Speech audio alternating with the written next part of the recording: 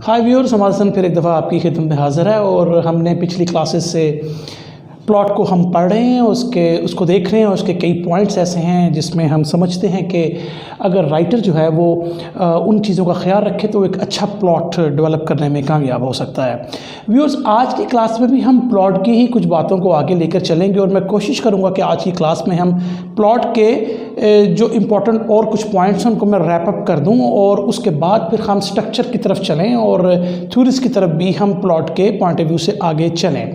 तो व्यूअर्स, मैं आपसे रिक्वेस्ट करूँगा kindly subscribe to my channel और ताकि ये जो क्लासेस हैं हमारी आगे मज़ीद चलती रहें और मेरा भी हौसला बुलंद रहे और इसी तरह हम मिलकर स्क्रीन प्ले राइटिंग को आगे लेकर चलें। So let's start today's lecture.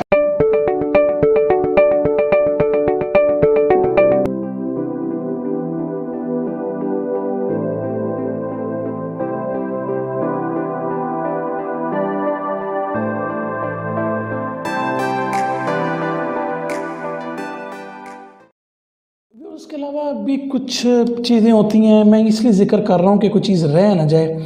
Biography, अब बायोग्राफ़ी पर जो फिल्में बनती हैं उसमें हम कभी भी किसी भी उस शख्स की पूरी ज़िंदगी का अहाता नहीं कर सकते। फिल्म के अंदर हमने हमेशा उसका पार्ट ही उनकी कुछ लाइफ का दिखाना होता है। मिसाल के तौर पर गांधी फिल्म में भी अगर आप देख लें तो पार्ट ऑफ गांधीज़ लाइफ दिखाया गया था, ठीक है ना, वरना ये डिफ़िकल्ट होता है, हमें बड़ा मुश्किल होता है कि हम पूरे लाइफ का अहाता कर पाएँ। तो प्लीज़ इस चीज़ को आपने देखना है। व्यूअर्स, ये भी ज़हन में रखें कि बायोग्राफी फ़िल्म आप लिख रहे हैं तो ये आपने भी इस पॉइंट को ज़हन में रखना है कि अगर वो शख्स ज़िंदा है तो उसकी परमिशन चाहिए।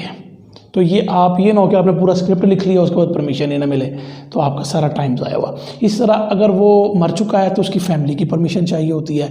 इन चीज़ों को ज़हन में ज़रूर रखिएगा। ये सिर्फ ये चीज़ें कुछ मिसक्लीनेस आ रही थी, मैंने कहा आपको बता दूं, कुछ लोगों के लिए इंपॉर्टेंट हो सकती हैं। उसके बाद व्यूअर्स, अगर आप कोई ऐसी फिल्म रख रहे हैं कि जिसमें कोई जियोग्राफी के पॉइंट ऑफ व्यू से है, कोई हिस्टोरिकल है, कोई मिसाल के तौर पर बायोग्राफी है और आप उस सब्जेक्ट को नहीं समझते तो व्यूअर्स आपको उस पर रिसर्च करनी है। तो इसको मैं लिख सकता हूँ कि रिसर्च द टॉपिक। उसके लिए आपको इंटरव्यूज़ करने पड़े, उस रियल लोकेशन पे जाना पड़े, वो आपको करना पड़ेगा ताकि आपको अपने सब्जेक्ट पे ग्रिप हो। वैसे नहीं बैठ के आप लैपटॉप पे शुरू हो जाएंगे, चलो जी मुझे आता है सारा कुछ, नहीं। उसके बारे में आप नेट से पढ़ें, उसके बारे में अगर आपको इंटरव्यूज़ करना पड़ सकते हैं तो इंटरव्यूज़ जाके करें ताकि आपको अपने सब्जेक्ट के बारे में पूरा पता हो। तो ये ऐसी फिल्मों में आपको रिसर्च ज़रूर करनी पड़ेगी। हिस्टोरिकल फिल्म्स हैं तो उसमें एक्यूरेसी ज़रूरी नहीं होती। यानी कहने का मतलब ये है कि मिसाल के तौर पे अगर तो कोई मिसाल के तौर पे मशहूर बंदा है, सपोज नेल्सन मंडेला है, तो उसके बारे में तो लोग काफ़ी जानते होंगे। तो अगर मिसाल के तौर पे आपने कहा कि नेल्सन मंडेला बचपन में ही मर गया तो कोई भी उस हिस्टोरिकल फैक्ट को नहीं मानेगा, ठीक है, लोग से बारे। लेकिन मिसाल के तौर पर कोई वाक़या, कोई जंग है, जिस तरह मिसाल के तौर पर मैं आपको एग्जाम्पल देता हूँ फिल्म बाहुबली की। तो बाहुबली में क्या है, बाहुबली मैंने दिल्ली में देखी थी 2017 में, मैं इंडिया दिल्ली में था तो वहाँ पे मैंने बाहुबली देखी थी सिनेमा में। तो जस्ट आगे बात तो मैं आपको बता दूँ तो उसमें हमने क्या देखा है, हमें ज़्यादातर वो चीज़ें दिखा रहे हैं हिस्टोरिकल, पता नहीं वो कितनी दुरुस्त हैं कितनी नहीं है। कुछ लोगों को थोड़ा बहुत पता होगा लेकिन मोस्टली को नहीं पता होगा, इसलिए उनमें आप जो है हिस्टोरिकल फैक्ट्स की एक्यूरेसी की ज़रूरत नहीं है हमें। वो शायद एक आध कोई जानता हो उसके बारे में तो वो किया इसने सारा ही गलत कर दिया है, तो लेकिन लाखों लोग नहीं जानते होंगे उसके बारे में। तो उसमें आपको डेफिनेटली हिस्टोरिकल फिल्म में आपको एक्यूरेसी की उस ज़रूरत नहीं होती। ये मैं आपको ज़रूर पॉइंट बता दूँ। Viewers, transition from person to the same person तो हम कई दफ़ा देखते हैं व्यूअर्स के एक सीन में आप एक कैरेक्टर को देख रहे हैं पर अगले सीन में भी वही होता है। तो कई दफ़ा व्यूअर्स को ये जंप कट जो होता है वो कोई ज़्यादा सूट नहीं करता, तो उसमें हमें कुछ वेज ऐसे निकालने कि वो ट्रांजिशन हमारी जो है वो बोरिंग ना लगे या वो उसमें कोई जंप कट का ख्याल ना आए।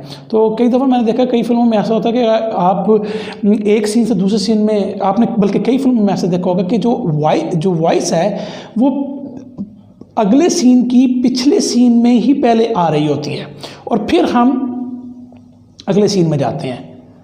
तो इसको हम कह सकते हैं कि ये ट्रांजिशन जो है बड़ी स्मूथ हो गई।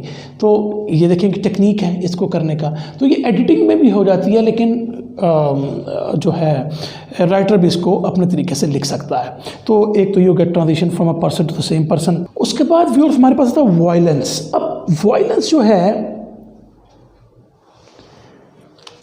वायलेंस बहुत इंपॉर्टेंट है, ख़ास तौर पे कई तो राइटर्स गुरुज ये कहते हैं कि वायलेंस जो है अगर आपने इंगेज रखना है ऑडियंस को तो वायलेंस दिखाते रहें।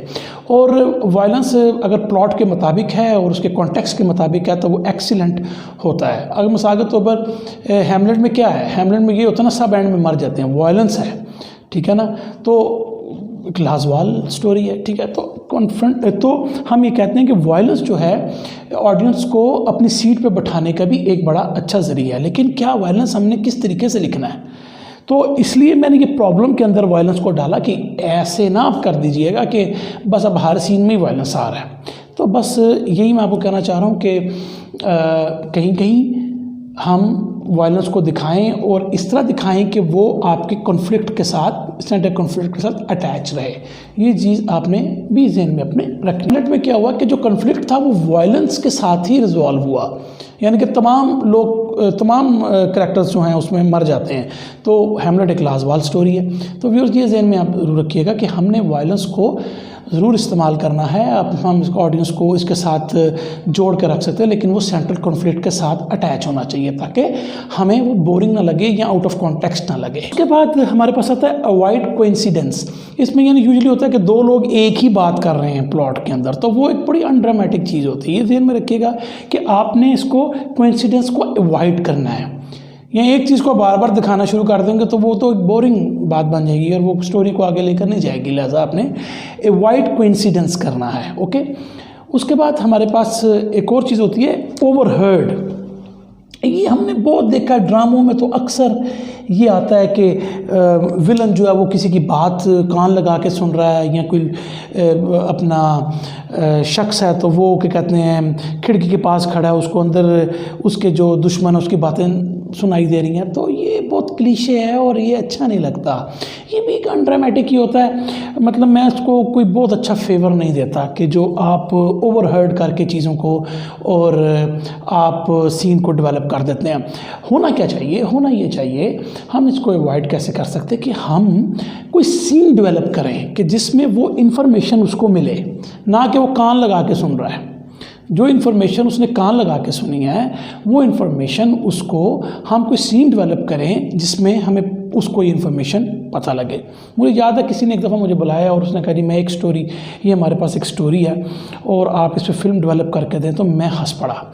तो उन्होंने कहा जी आप क्यों हंस रहे हैं? मैंने कहा जी इसलिए हंस रहा हूँ कि ये क्या होता है, एक शख्स बड़ा बुरा था, वो 35 साल बुरा रहा, उसके बाद एक दिन वो बैठा हुआ था, सोच रहा था, उसके बाद उसने सोचा कि नहीं मुझे आज से अच्छा इंसान बनना है, लिहाजा फिल्म ख़त्म हो गई। मैं कहा ऐसा नहीं होता, यू नीड इवेंट्स। आपको इवेंट्स दिखाने हैं किसी भी शख्स के चेंज होने के। आपको ये नहीं कि वो सोच रहा है अपने हेड में सोच रहा है तो आज से वो अच्छा है, या वो शीशे के सामने बोल रहा है तो आज से एक अच्छा इंसान बनेगा। ये फ्लॉप, बिल्कुल ये ऐसी चीज़ें लिखनी ही नहीं है। आपने करैक्टर के मतलब दिखाना है उसको, इवेंट्स दिखाने हैं आपने जिसमें वो चेंज हो रहा है, ट्रांसफॉर्म हो रहा है। और इस तरह ओवरहर्ड के भी जो सीन्स है उसको अवॉइड करें, वो अच्छे नहीं होते। वो ऐसे लगता है कि बस अब चूँकि राइटर को कुछ समझ नहीं आ रही तो अब बेहतर उसको चूँकि बात हमने समझानी है या राइटर या वो प्रोटैगनिस्ट तक की बात पहुँचनी है तो वो कान लगा के सुन ले। No, that is not a good way to write a film और ड्रामा। अच्छा व्यूअर्स, इसके अलावा एक दो चीज़ें और होती, स्टोरी होल्स आपने कहीं देखे होंगे। यानी मिसाल के तौर पे एक सीन में एक शख्स जो है अभी टी शर्ट पहन के था तो बिल्कुल आधे मिनट के अंदर ही वो अगले सीन में जो है उसने जैकेट पहनी हुई है मेरी तरह। तो इसको हम स्टोरी होल्स कहते हैं। कई दफ़ा ये ऑडियंस को नहीं सही समझ में आते। अगर आपने देखो कि बॉलीवुड लॉलीवुड के गानों में क्या होता है कि हर सेकंड के बाद कपड़े बदल रहे होते हैं। अब बंदा सोचे कि ये कैसे मुमकिन है।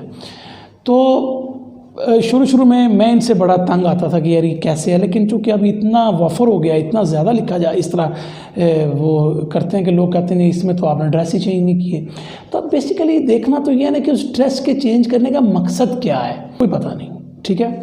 उसका हमें कुछ पता नहीं कि वो क्यों उनके ड्रेस चेंज हो रहे हैं, लेकिन चूँकि अब चल रहा है सो चल रहा है और देखने वाले देख रहे हैं, ठीक है ना। तो यही वजह कि हॉलीवुड में ऐसी चीज़ें आपको बड़ी कम मिलेंगी, ऐसा नहीं होगा। उसको जो सिंबल्स हैं, हाँ, मिसाल के तौर पे किसी ने एक शर्ट पहनी है और उसके ऊपर डेंजर लिखा है, मिसाल दे रहा हूँ, तो इसका मतलब है कि होता अगले सीन में कोई डेंजरस चीज़ आने वाली हो, तो हम बेसिकली वो सिंबल दे दिया।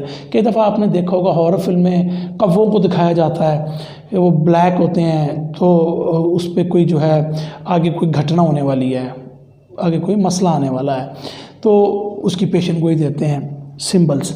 मैंने लास्ट टाइम इंडिया में एक अपना स्क्रिप्ट दिया था, वो भी प्रोड्यूस नहीं हुआ, उस पर मैंने काफ़ी सिंबल्स को यूज़ किया, लेकिन वो जो सिंबल्स हैं, याद रखें व्यूअर्स, सिंबल्स को आपने जब यूज़ करना है वो बहुत ज़्यादा नहीं है, इतने एक्सपोज नहीं, ओवर एक्सपोज नहीं होने चाहिए कि आपको लगे यार ये क्या मसला है, ठीक है ना। तो ऐसे नहीं, मिसाल के तौर पर मैंने मुझे एक सीन एकदम अभी याद आ गया कि लड़का लड़की खड़े हैं और पीछे जो हैं वो इतराफ़ कर रहे हैं मोहब्बत को, और पीछे सीढ़ियाँ हैं, ठीक है ना। तो वो सीढ़ियों का एक मकसद है, ठीक है ना। तो हम सिंबल्स के बारे में भी मैं 1-2 क्लासेस कर सकता हूँ, लेकिन ओवर एक्सपोज नहीं करना। ये नहीं कि अब हर सीन में आपने सिंबल डाल दिया, वो फिर बहुत बुरा हो जाएगा, वो बहुत बुरा हो जाएगा। कहीं कहीं पे अभी मुझे एक ड्रामा याद आ रहा है, इसमें मैंने लिखा, उसमें मैं जब फर्स्ट टाइम अपने प्रोटैगनिस्ट को शो कर रहा होता हूँ, खातून है, तो उसकी जो वॉल पेंटिंग है, तो उसके अंदर मैंने कुछ ऐसे सिंबल्स दिखाए कि वो बेसिकली मेरे करैक्टर की ट्रेड्स दिखा रहे हैं, ओके, कि मेरा करैक्टर कैसा है। तो वो गुस्से वाला चूँकि करैक्टर था, तो मैंने पीछे उस तरह की चीज़ दिखाई। तो सिंबल्स आप कहीं कहीं यूज़ करें, अच्छे होते हैं, और उनको, और मैं आपको एक चीज़ बताऊं, जब आप सिंबल यूज़ करेंगे वो ज़्यादातर अननोटिस जाएंगे, आम ऑडियंस को नहीं समझ में आएगी, कुछ कुछ समझ में आ जाएगी, और होना भी ये चाहिए। आपके सिंबल्स पूरी तरह समझ आने भी नहीं चाहिए, ठीक है ना। ये आपको पता होना चाहिए, डायरेक्टर को पता लग जाए तो ठीक है, डायरेक्टर को भी ना बताएं, लेकिन आप इन्फोर्स कर सकते हैं ये चीज़ इसमें होनी चाहिए। अगर पूछे क्यों, तो आप बता सकते हैं, तो चंद एक लोग उसको समझ जाएंगे, समझने वाले, वो जो आपने सिंबल फिल्म में यूज़ किए हैं, क्रिटिक्स ख़ास तौर पे, वो समझ जाएंगे आपने क्या किया है। ये ज़रूरी नहीं होता कि सिंबल्स आप ऑडियंस के लिए लिखें, आप अपनी क्रिएटिविटी इसमें शो कर रहे होते हैं इस चीज़। Drama is not life but it's an imitation of life. Imitation किसी शख्स के लिए नहीं, बल्कि खुशी के लिए, गम के लिए, उदासी के लिए। तो आपने जब भी फिल्म लिखनी है, ड्रामा लिखना है, तो आपने ये ज़रूर चीज़ें देखनी है। ज़ाहिर बात है कि जब आप ड्रामा लिख रहे हैं या फिल्म लिख रहे हैं, वो ज़रूरी नहीं है कि वो रियलिटी हो, क्योंकि अगर वो रियलिटी होगी तो फिर वो ड्रामा नहीं होगी, तो वो फिक्शन नहीं होगी। तो व्यूअर्स, आज की क्लास के लिए इतना ही। तो प्लीज़ मेरे चैनल को सब्सक्राइब करें ताकि आपको तमाम वीडियोज़ आइंदा मिलती है।